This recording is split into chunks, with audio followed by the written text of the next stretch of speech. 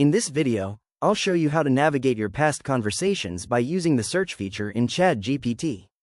To begin, I'll head over to the left-hand sidebar and click on the Search Chats option to open up the search interface. I'm looking for a specific project I worked on earlier, so I'll type the keyword, resume, into the search field to pull up all my related discussions.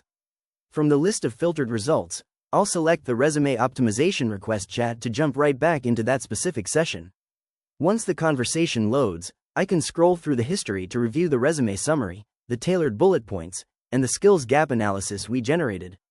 Next, I want to check in on my fitness goals, so I'll go back to the search bar and type in workout to find my planning notes. I'll select the personalized workout plan from the results to instantly switch over to that discussion.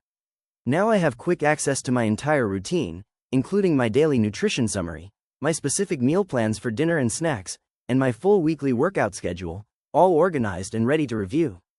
If you found this walkthrough helpful, please consider liking the video and subscribing for more quick AI tips and tutorials.